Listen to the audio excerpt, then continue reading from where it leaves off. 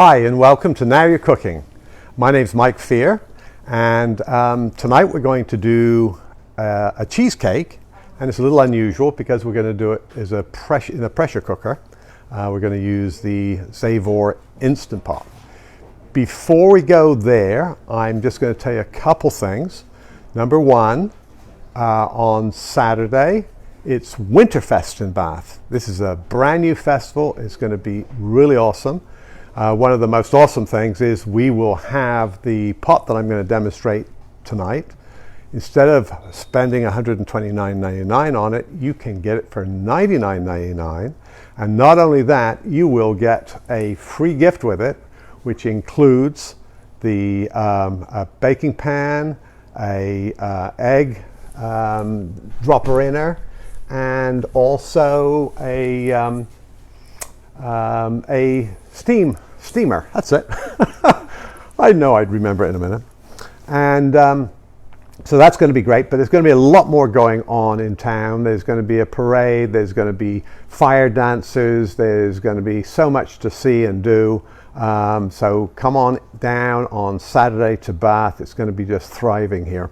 The other thing I wanted to point out, and why I wore my special Winnie the Pooh tie, is we're doing Bath by Bath, which many of you know. If you shop at 4 different stores, you can get stickers on little Bath card, which will, if you're lucky, gain you a $75 gift of Bath, or if you're not quite so lucky, a $25 gift of Bath. Every week we're going to do a drawing, and that goes all the way through March, and so try your luck, and so see if you can do that. So without further ado, I'm going to move right into making this cheesecake.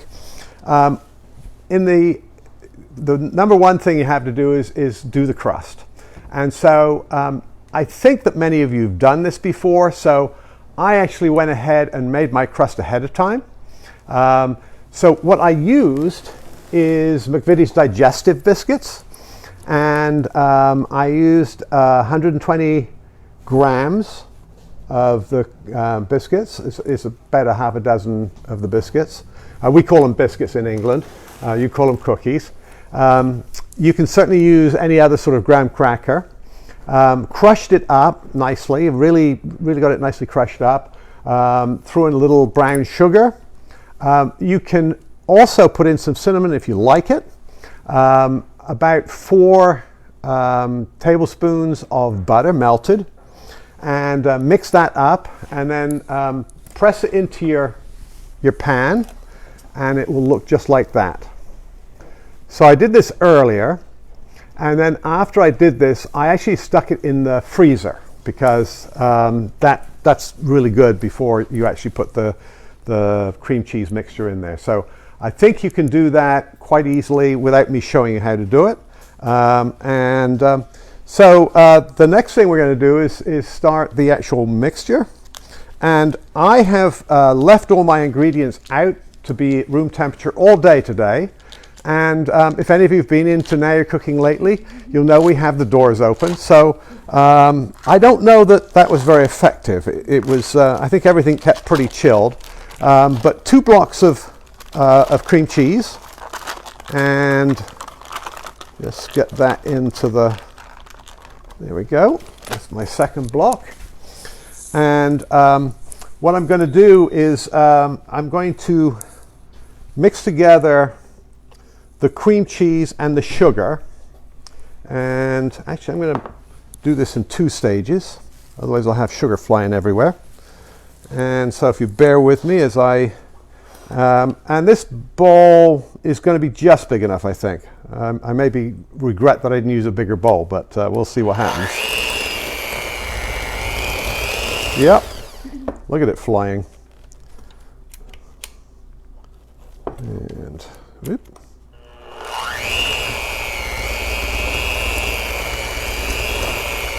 If I did it perfectly every time, wouldn't have anything to laugh at. Okay, put the rest of the sugar in.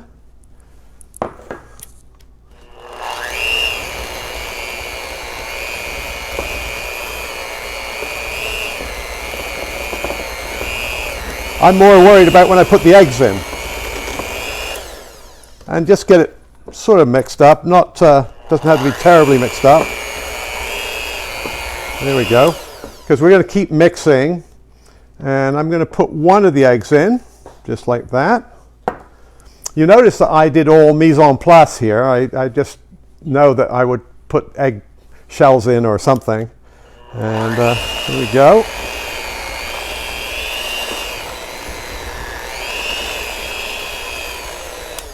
Just going to push this down. So, so we've learned already that use a bigger bowl. And you could do this with a stand mixer. I think it's better with a hand mixer personally.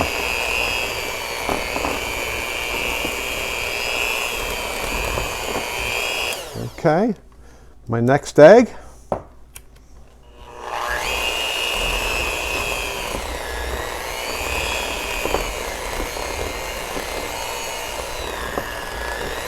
Okay. So next I'm going to put in the sour cream. And these are really useful for doing this sort of thing. I'm sure you've seen some of these right up at our register. They're great for scraping out things. I can use it for scraping down the sides of the bowl. I can use the other end for scraping cream cheese out of the package or cut things. It's a very useful tool. So there's my sour cream, and I'm actually going to throw in the this is corn flour or cornstarch. You call it cornstarch. I'm going to throw this in also, and this is where the scraper works as well. It's funny how cornstarch doesn't flow like flour and other things like that. There we go. Got that in there. And I'm going to throw in, actually, this is a couple teaspoons of vanilla essence right there. Let's see if we make this fly. Stand back camera.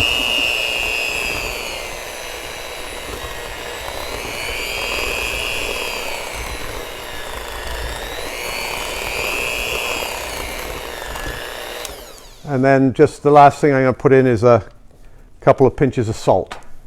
Salt is amazing how it can bring the flavor out of things, and I think that's going to be really good. Okay. And I'm going to give it one more mix. Okay.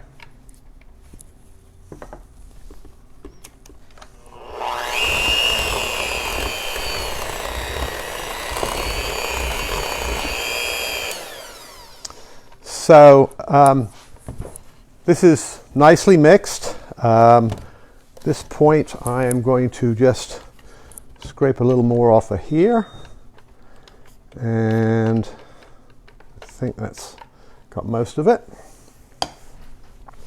And I'll set this aside, and you'll notice that with this is an aluminum cheesecake pan. We sell these in the store. They're different sizes.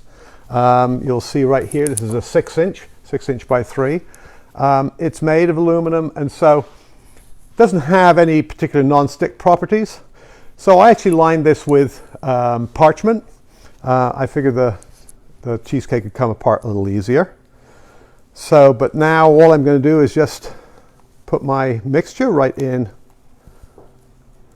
There we go. And just push it down in.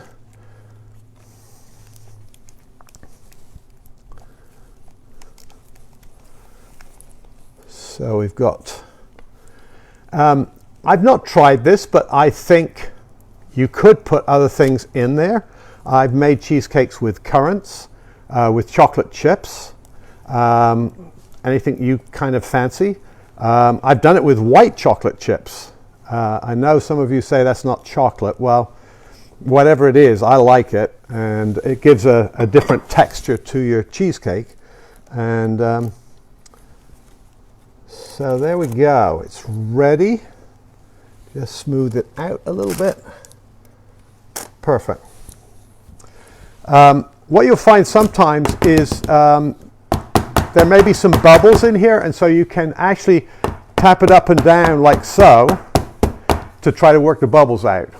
I'm not so fussed about this, but that's something you can do. You'll see that I have a device here. It's designed to lower and raise your dish out of your cooker, and so I can just pop that on here like so, and then I just clip that there. So the next thing I need is my Instant Pot, and just got that plugged in. I'm going to need water in here, and what I often do is put the water in, and then I turn on the saute function. There's a saute function on here which will heat up the water. I figured to overcome that, I'm just going to grab the kettle, and I'm going to pour my hot water from the kettle so it's really got a head start on getting hot. And now, see how nifty this is for just picking it up? I'm going to set it right down in here. You can see it's sitting down nicely. See how easy it is to put right in there. Now I'm going to put my lid on. I've got the lid on, and right on top here I'm setting this for pressure. It's a little pressure knob, so there's regular, and now that's for pressure. So I've got it set there. Now on the front, I'm going to select the pressure, and I want high pressure. This is high pressure over here. And now I get to set how long I want it to go for. So with a 7-inch, this is a 7-inch springform or cheesecake pan. I'm going to go 28 minutes. That's my choice to do that. And then I'm just going to press start. And what it's going to do now is it's going to start to heat up, and the water will get hot, will start to build up the pressure in there. And as soon as it's up to pressure, this clock will start to count down. So in probably 30 minutes, this cheesecake is going to be done. And it's a really super cheesecake. Now, of course, we don't want to sit here for that length of time. And so I have a cheesecake somewhere, which I can't see. Where did I put my cheesecake? Is it in the fridge? I took it out. Did somebody put it back?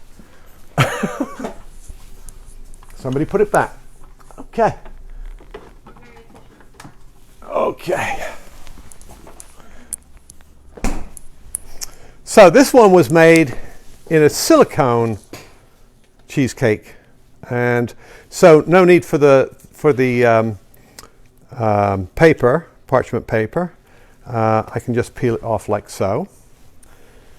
Now the one thing that I've found when I've made these, they haven't looked so beautiful on top. This looks kind of, it looks tasty, but but you can hide a lot of sins with whipped cream. So here I have heavy cream. I've put in some vanilla essence and some powdered sugar. I'm now going to pour it into my handy whipper, cream whipper. I'm sure some of you have seen this before.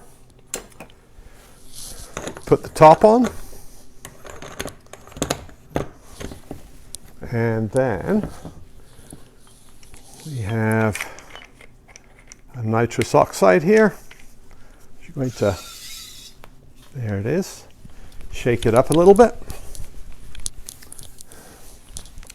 And then we can just put some, how yummy does that look?